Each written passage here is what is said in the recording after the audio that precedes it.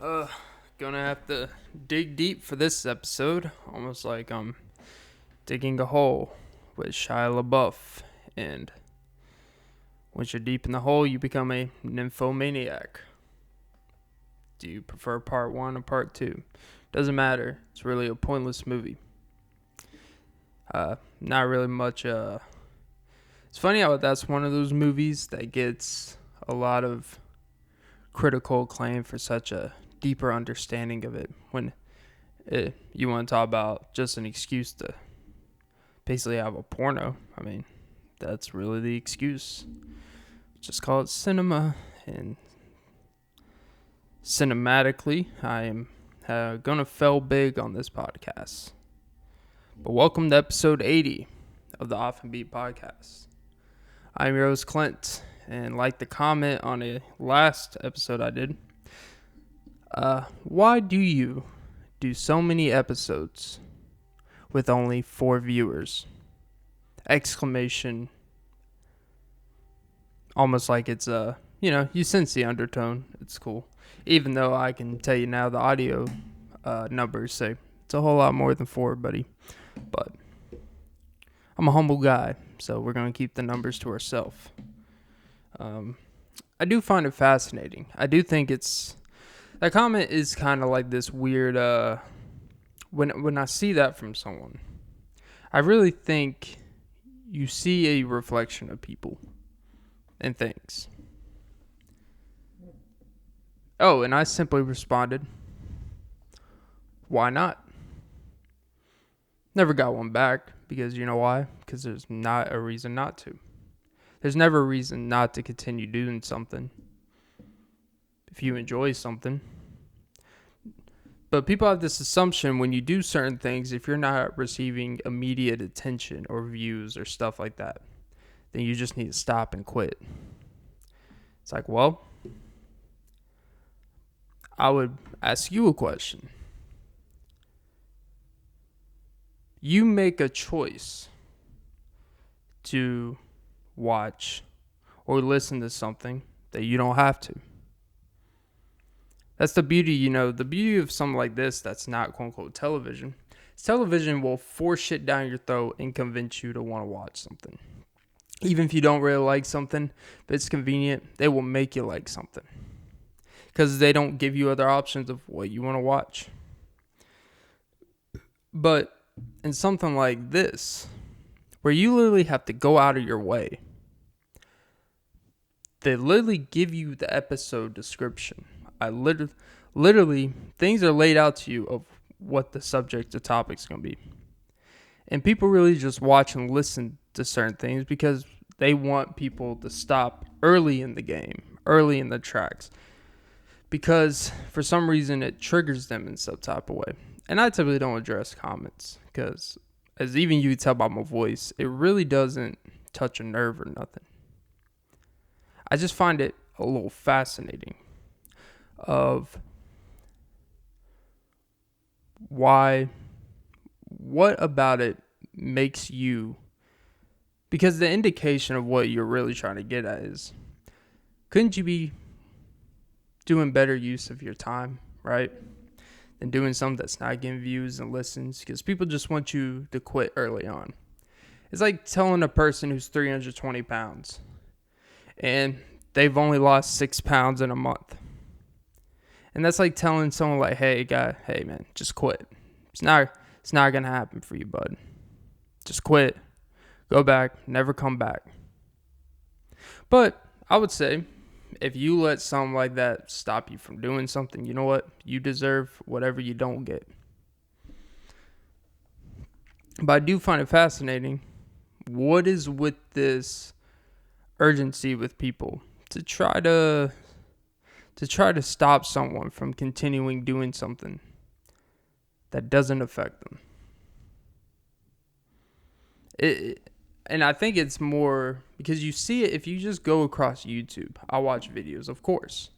And it's this funny thing where you really do see when people talk about it. Like, I didn't really understand it to the extent. But recently I've been paying closer attention to things. And there is this fascination with people that just want to get their point out and tell people who make stuff and make videos or make podcasts or whatever, and tell them to stop and use their time better because they quote unquote suck, which is fine. But I would ask you this.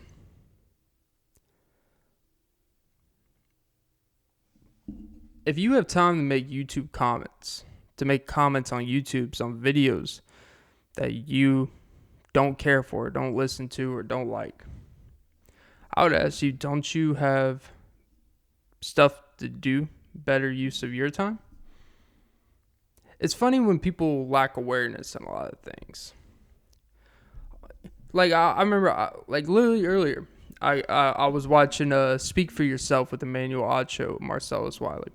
And someone under the comments, because they were talking about some like Aaron Rodgers stuff or whatever, and of course they disagree with Wiley or they disagree with Acho. And they're basically saying, oh, well, that's what, well, when you suck, when you weren't good as a player and you can't really speak on things. And I was like, well, there's a lot of people that actually think he's a really good analyst. And he was like, because with that way of thinking, you were literally saying that if the only equity your voice has is if you accomplish in the subject you're talking about, right? Well, if that case, then why do we listen to journalists when they talk about things? Because as much as there are a lot of great athletes to analysts, there's also some that are really bad. And with that being said, you can't say that about Emmanuel Acho. Emmanuel Acho is one of the best in the game right now. No pun intended. I just found it fascinating. With that way of thinking, you're literally saying you were literally saying no matter what you say, unless you were accomplishing that, no matter what, if they were good at it, what they say about any subject is correct. But if they weren't good at the sport they're covering, anything they say is incorrect. Well, I think there's a lot of problems that you could run into with that. Because one, that is assuming that every person that is good at something, that they're good at about everything. That's assuming that they are good speaking about certain things. That's assuming that they are very knowledgeable on everything. So you literally spread your cheeks and just believe anything they say. That's a dangerous slope to go down. That's assuming just because someone wasn't an all-star player or a Pro Bowler or only played in the league as a few years on practice squad. And that's assuming that when they talk about things, they should just shut up. Because there's a lot of people that are successful in sports or in anything, and we just assume when they talk about anything, they must have merit. O.J. Simpson was a great football player. I'm not really going to listen to his takes on a lot of different things about theft. I'm not really going to, like when people want to talk about Aaron Rodgers, whether you agree or disagree with him or not, he at least give a thorough explanation, got deep in his reasons and all that stuff, and I don't really care to get into that because I don't really care for it, to be pretty frank about it. But just assuming that everything Aaron says you should apply just because you love him as a player is very dangerous. And just because you have a personal despise also doesn't mean that what he says should automatically lose credibility. Because if that's the case, then how come when Kyrie says something because of how great of a player he is, you could say, well, in that case, then Kyrie should just, everything Kyrie says should be golden. It's like, well, no. Because, there's maybe a history of things that may be questionable, that may be conspiracy-esque. And it's quite interesting that we want to make exceptions for others to prove a point that we have bigger to make. But I'm going to get off my soapbox and take you to the General Hospital and take you off the gurney again. But yeah, I just find it interesting. I think the whole comment things with YouTubes is very interesting. Of course, as everyone knows, it's a lot of fake courage, just a lot of people that have strong opinions and tell everyone that makes videos and stuff they're idiots and stuff and they shouldn't make videos and stuff. But for some reason, people in the YouTube comment section can have opinions and speak on things, but the people that make videos and stuff shouldn't, right? Okay. It's kind of a contradiction. Well, it's like, okay, well, you could go to the whole, well, you never played type of thing. It's like, well, you know what? If you have such strong opinions and you want to speak on things, then you know what? Make a video, make videos, make podcasts. And since your opinions are so gracious and you say no one cares about what people think about what you think and all that, you know what? I think you're making a heavy assumption that people care what you think as well. I think we have and of course people will say, well, no one asked you to make videos, no one asked you to do this. You know what? You're technically correct. And no one also really asked for your opinion. It was really like a YouTube comment when you think about it. It's really the equivalent of you're at dinner with, let's just say, your mom. Just say Chili's. That's a go-to place. You're at Chili's with your mother. Then all of a sudden, some random guy comes in, and he just comes into Chili's just to use the bathroom. Doesn't order, doesn't stay there. He just, I got to use the restroom. Even though it says you can only use the restroom at the front if you are going to be a guest here. If you're going to be buying food here, or even drinks at the minimum. Bathrooms are not open to quote-unquote the public. You have to be a customer. But he's like, nah, I'm just going to go to the bathroom. Okay, whatever. No one's going to stop the man from going to the bathroom. It's not that big of a deal. He's just going to the bathroom. Comes in, comes out.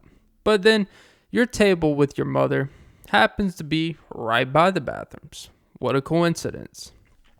And all of a sudden, they overhear a conversation you're having about, let's just say, should I break up with my girlfriend? We'll just keep it generic. It's like, yeah, I don't know, I'm thinking about blah, blah, blah. And then they walk by and they randomly decide to chime in on someone they've never met. And they want to give their 2 cents about something that no one asked them for. Because technically I did say it in a public place. But just because you hear stuff at a public place that doesn't really affect you, you probably shouldn't just make heavy assumptions. You probably shouldn't just put your 2 cents in and think that your opinion trumps all. You walk by and be like, oh, well, why shouldn't she leave you? Oh, because, you're Mr. Contrarian. Oh, well, maybe you're the problem. Maybe you're this. Maybe you're the one that doesn't get it. Little do they know that, she found out she murders cats, right? But, okay. But see, they want to, well, that part doesn't matter. That's just semantics. Oh, it's the semantic guy. And we live in this public generation of semantics.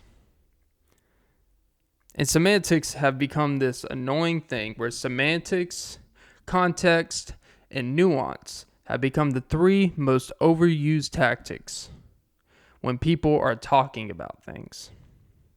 I use this example. I was talking to my friend, I was talking to a friend yesterday. First time I've seen him in a while. And we actually were talking about, we did end up talking about Kyrie and the differences between the Kyrie and Aaron Rodgers situation and stuff like that. But we were using that, and we both agreed that really what a lot of this stuff has turned into is a semantics war. It's turned into someone can make a 4-paragraph point about something. Someone can go in lengthy detail of thoroughly explaining something. And people will pick out one little part that doesn't really change anything that you said. It could be an incorrect fact. It could be an incorrect this. It could be you said something wrong. You spelled something incorrectly. But people will point at that part because it's just one little thing they could latch onto to distract from everything else you said. And the point of it is try to say, see, this person is not smart. This person's idiotic. He didn't proofread. He didn't proof his 20-minute statement where he may have got 8 seconds of it incorrectly. But that 8 seconds apparently trumps the other 19 minutes 52 or the other 40-minute video you made, right? And I made it to the equivalent. It would be like if someone's mother died and they made a whole eulogy post. Or was it eulogy? It's not fucking eulogy. They made basically a whole like farewell post to their mother. A very passionate post about how much their mother meant to them. How they will never be the same, of how they felt shame and guilt and all this stuff. And it's very passionate. It's a tearjerker. And there could potentially be one asshole in the Instagram comment section that would be like, beautiful post, but just know when you say they are, it's supposed to be possessive, and make sure you put it's like, it doesn't change a fucking thing of what that person said about their mother. It doesn't change a fucking thing of what the whole message of the post. But you really feel like the one thing you said that's irrelevant, that 98% of people may have saw, but just look past it because it's not really relevant to the whole fucking post they made. It's an Instagram post, not a final thesis paper. Relax. But we've become into this semantics, context, and nuance, right? My belief on quote-unquote nuance and context is that if everything you say or do, you have to quote-unquote bring context to it all the time, maybe you need to get better at explaining it the first time. And if people don't get what you're trying to say, then just accept it. And that's that. You don't need to re-explain everything. You can't break down every little thing to every single person. There's obviously exceptions to that. Real life stuff. If you're president and you're writing a bill, right? Let's say you're talking about, like, I'm only using this example because it's obviously a pretty relevant one. But let's say you're talking about abortion bill, right? Like, the semantics aspect is very important because there are real life ramifications. There are real, well, life is probably not the best term to use there, but there are real ramifications of people taking advantage of those laws if there are semantics that aren't cleared up, right? Certain things require very, very diligent effort to re-explain, to make sure you dive it down to the point where there's no loose interpretation, where it's straightforward, where it is direct, there's no misinterpretation, there's no, well, in this situation. Because the issue when you have with, like, quote unquote, the abortion law is that there are some people that will say no matter what, abortion is wrong, even if you were raped, even if you were 12 years old and got raped by a 40-year-old that your mom brought home, and that 38-year-old man raped your 13-year-old daughter, and they're forced to have the kid didn't ask to be here. Yeah, the 13-year-old also didn't ask to have a kid at 13, but okay, we'll just ignore that aspect. But you know what? There should probably be exceptions, exclusions, whatever. The whole point of this. I'm trying to use that as an example, but probably poorly I use it as an example. Probably should use something a little lighthearted. Lighthearted. Probably not the best term to use there. Okay. Anyways, it's just fascinating. We've become this semantics. We become this technicality, quote unquote, technicality, context, and nuance. Because what that does is it opens a door for people to use debate tactics that doesn't really strengthen their point, but try to tear down yours or tear down your whole point and try to make your point have less potency to it. And it's really annoying, and that's one of the main reasons why social media has become one of the worst things. And I'll even say YouTube to an extent. And I'm fortunate enough that I have a right frame of mind when it comes to this stuff because, I think if you take value in what other people say and you rely on that, I think that says a lot about what you think of yourself. And that means that you will let this define you if it goes right or if it doesn't go right. And if you were complaining about people that post on YouTube or post on Spotify or media stuff, whatever it is, you don't have to. You could dislike, you could put comments. That's not the point. You could not like a point. You could not like this and that. But when you can sense the cynical, when you can sense the undertone of you're wasting your time type aspect, I would say if you have time to comment on a YouTube video, you don't value your time any more than quote unquote the person that you think doesn't value theirs. And it's amazing is that so many people that have such strong dislike for certain things, and they're not really like specific to the video and the topics and shit like that. They just have some personal situation with you, and it's not even, that's the thing, it's not even personal.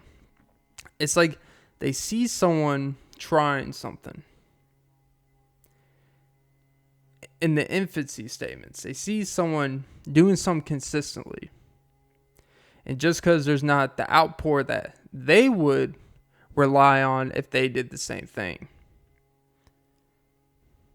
they all of a sudden think that that's what that person's goal is. Not everyone's goal is that.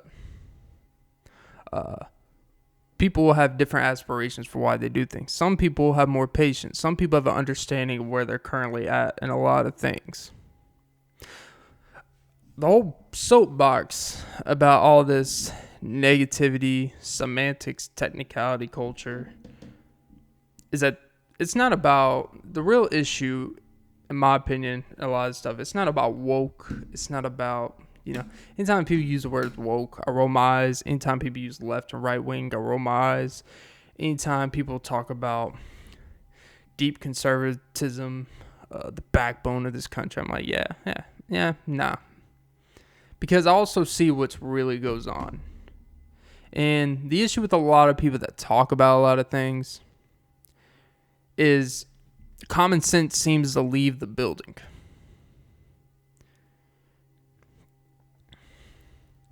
It's like, this is a great quote I remember in ninth or 10th grade, an English teacher. He said, there are two things we have. We have common sense, and we have common people with no sense. Yes, I know. I did one of those reverse. You just say the same words, but move them around, and it makes it sound implorable. But that was the actual quote. And he said, when the latter happens, is when you need to rely on the first one more than ever. That's when all your beliefs and stuff, all your personal, everything you think you've learned, because there's an instinct as a human being that goes beyond that you just kind of develop through living life. Common sense would say, it's 3 a.m., bad part of town. You know what I'm probably not going to do? Probably not going to walk through it by myself. Common sense would probably say, yeah, probably should get yourself out of the one. There's a lot of common sense things to protect yourself, to make sure you're not manipulated, to make sure you're not diluted, to make sure that you actually see things for what they are. Now, everyone's subjective on what they see things. I know this is not a funny pod today, but hey, what are you going to do? Be funny? That's not my thing. Common sense has become this thing that common sense is not an agreeable thing across the board. Common sense is just something that first instinct is typically when people say when your first instinct always trust it. there's a reason. If you have a bad feeling about someone, typically it doesn't get better 8 years from now. 8 years later, you're not like, you know what, I was wrong. I had a better feeling about that person now than I thought I did then. No, but that doesn't mean that that means you can have a great feeling about someone at first and it doesn't work out, or some bad shit happens. That's very possible too. But if it's bad from the beginning, it typically doesn't get better. That's people looking for struggle. That's people looking for struggle thoughts. That's people that are looking for struggle talking points. And people will fight for struggle talking points because common sense isn't that interesting. But yet, it seems to be the thing that is lacking the most. You explain this to me, right? I have a gym. Crazy, I know.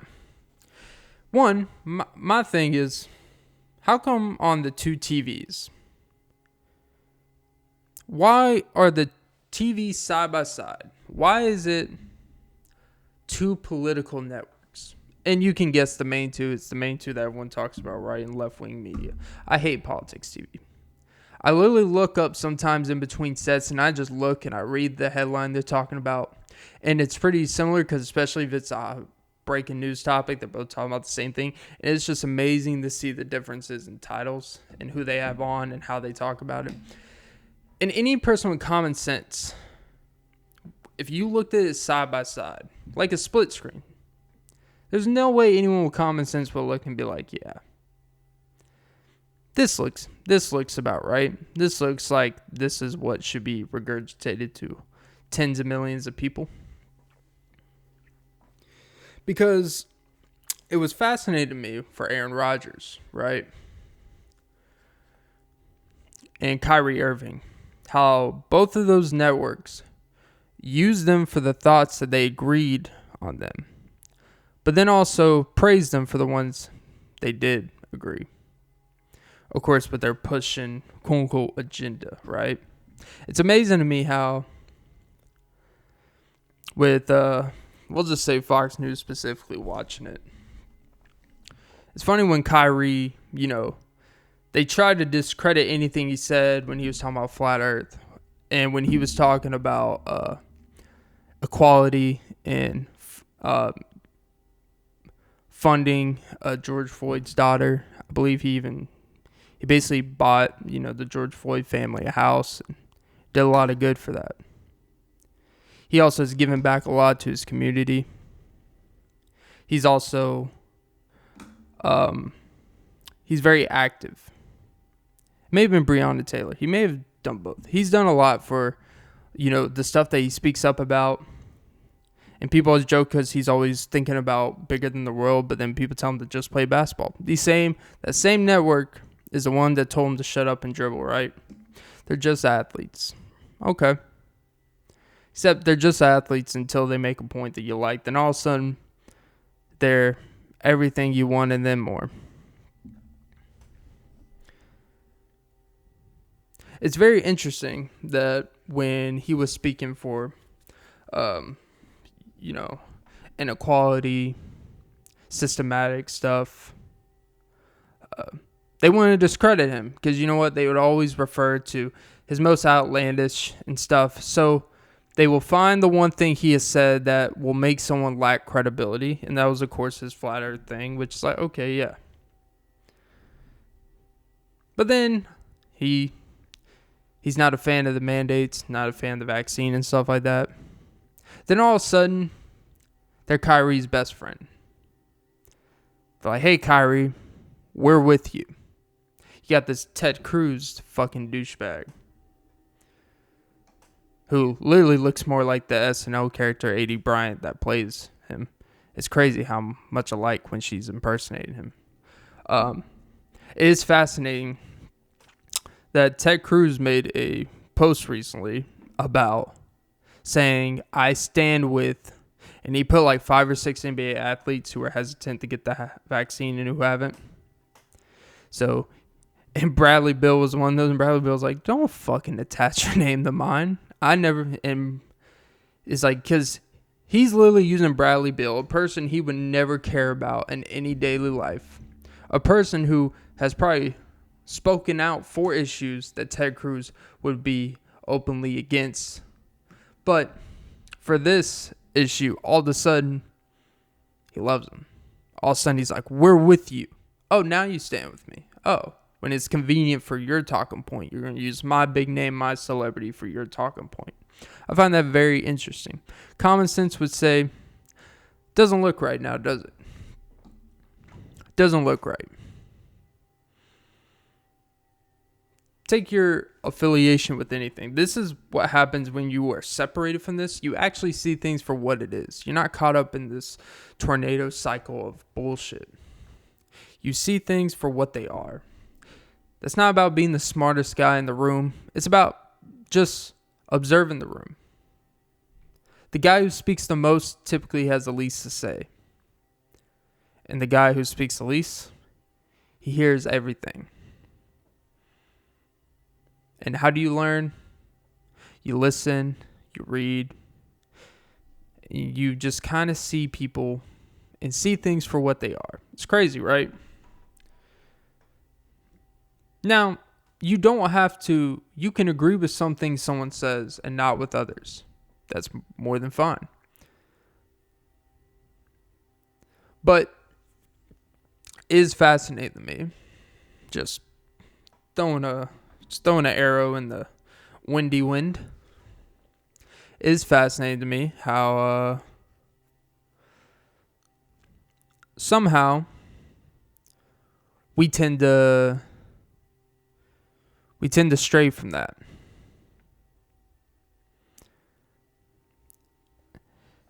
It is interesting. This is the point I actually was going to make before I distract you for 5 seconds. Kyrie is the same person he was 9 months ago when he stood for all that stuff. When he stood for everything that he believes and stands for. He stood for it then. But yet now they want to support him, even though everything he said before he still believes in. So typically a person's ideology and what they think of all connects. And I don't think these big corporations and channels don't really have that type of awareness because they're only using it for their benefits.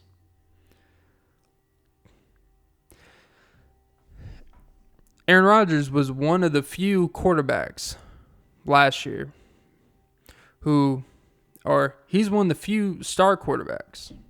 One of the few quarterbacks that actually stood at least supporting Kaepernick, right? It's not about his comments about NFL slavery. I have opinions on that. I think that's one of those things where I think I get what he's saying, but he used a bad example. But I'm just going to... When Kaepernick was at the height of doing what he did, the protests and everything, regardless of whether you agree with it or not, I can tell you, all the quarterbacks that made considerable amount of money had endorsements, advertisements.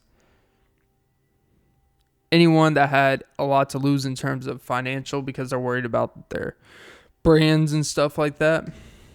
And maybe they just, whether they believe it or not, they wouldn't let you know.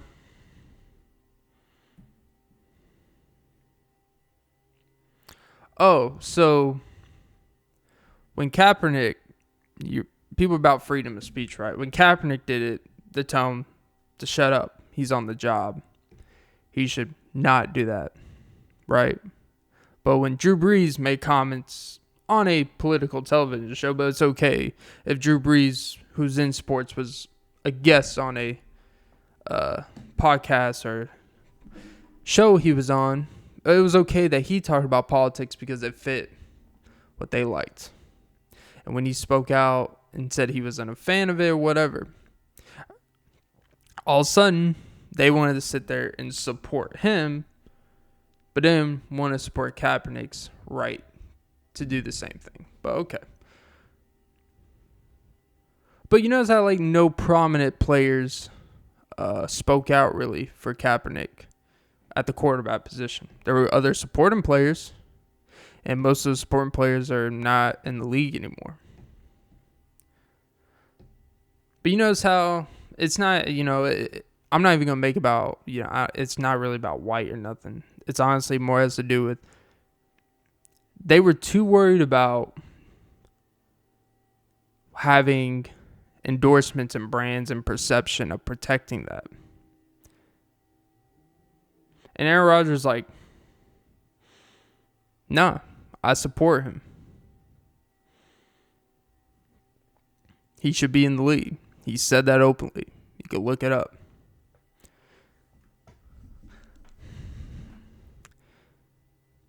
He supported the movement. He supported all that. The same quote unquote liberal woke that they would call Rodgers then, all of a sudden now they want to think Rodgers is all of a sudden the complete opposite. These news corporations, and they're trying to use him to enhance their image and to try to associate him with him. I find that very fascinating. Common sense would tell you something about that lack self-awareness from these big political corporations. This is not a political pod, and I went way longer on this than I ever wanted to. But this isn't about woke media. If you really think everything when it comes to politics has to do with woke or liberal or freaking, all this other bullshit, those buzz terms. Anytime people use buzz terms to get your attention, people who believe in that are automatically already going to believe everything you say. Everything you say after just sounds like an orgasm in their ear. It's like, yes, give me it. And they can be saying a bunch of shit that you actually don't agree with or that actually you don't realize contradicts exactly what they're saying. But you hear those buzzwords and you're like, yeah, we're for that. Instead of actually developing an idea yourself and actually listening and see things for what they are and not being a political pundit's bitch. A lot of you are politicians, cunts, bitches, and pussies. Because you've never had an original thought for yourself. And while you criticize people who speak out against things because you didn't like the way they said it or did it, and you get caught up in semantics, and you get caught up in technicalities, you get caught in one thing they said about flat earth or immunization, and you get caught up in all this to hammer down a point but ignored 98% of everything they've ever stood for, the good, fighting for things that have been fought for 50, 60, 100 plus years, however far you want to fucking go back. And you want to make it about a point. It's not. You make Kaepernick about kneeling. It was not. You want to make Aaron Rodgers' point about, oh, well, he said immunization and all this shit. It's like, okay. He also gave a very thorough explanation, which is much more thorough than 99% of the people on TV talking about stuff that apparently they're not qualified to speak about, but they can speak about it, but all of a sudden other people can't. It's funny how it's okay for politics to talk about sports and TV sports shows to talk about things, but the actual athletes can't speak on those same things. Maybe NFL's not a slavery. I don't think it is. I think Kaepernick's examples may be a poor example. But in terms of we're going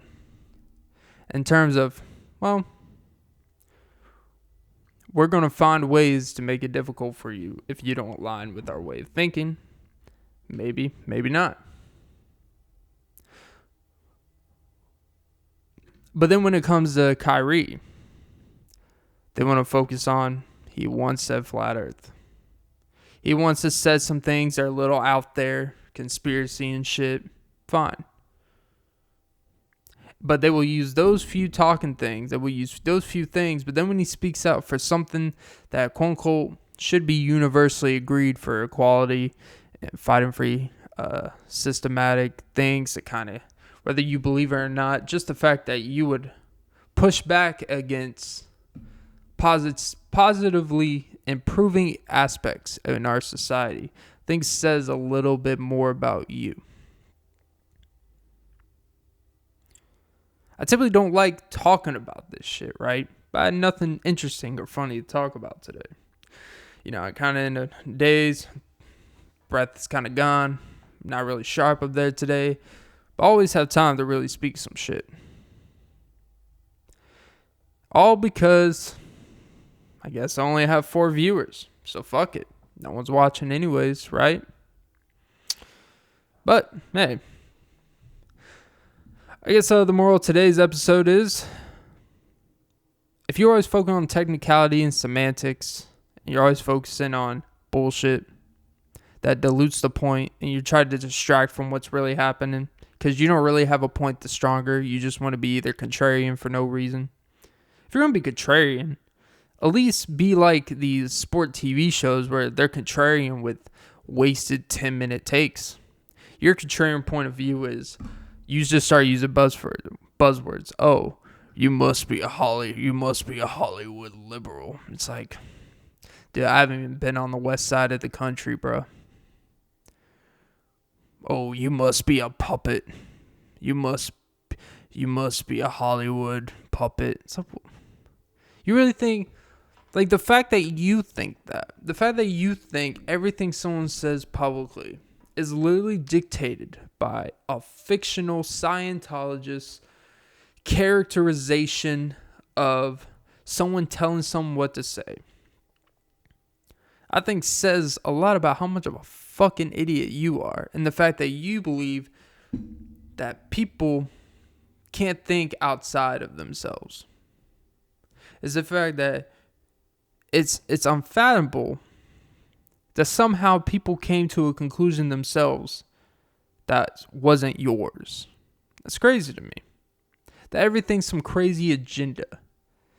That everything is about this. I would argue what you do, you were trying to be liked by a specific niche group, where these YouTube channels that have a decent amount of subscribers are more of echo chambers, and they're more of saturated fields to, there's a reason why publicly people will identify as left or right, even if they're not really, because they could automatically get a fan base doing that. You could be saying the dumbest shit, the most less thought out thing than anything that you will see on TV or anything, and that's saying something. But just because you want to hear what you want to hear on a daily basis, you will subscribe and you will listen to them and be like, yeah, you go, Steven Crowder. Without ever developing an original opinion of yourself. Without actually thinking something through. And maybe you do come to the same conclusion as them. And we all do, to the extent we all listen and watch things that we just want to hear. But at least know when you're just listening to what you want to hear. Oh, but what does that take? That takes fucking awareness, huh? That was episode 80 of the Off and Beat podcast. Like and subscribe and suck some titties. And go fuck yourself. And don't forget to be more semantical, technical. And if you see someone's dead mother's post and they make a lengthy post, just make sure you spell correct them. Just make sure you point out grammar aspects. Make sure you point out technical things that are wrong in their posts instead of the passion and heart it took to even write that. Just a thought. All right, guys. Enjoy your day. Next episode, we'll be back on my bullshit. And we'll have a great day at the office. Jesus Christ, Clint. Another fucking shitty episode. Well, that's what we're here for. That is what we're here for.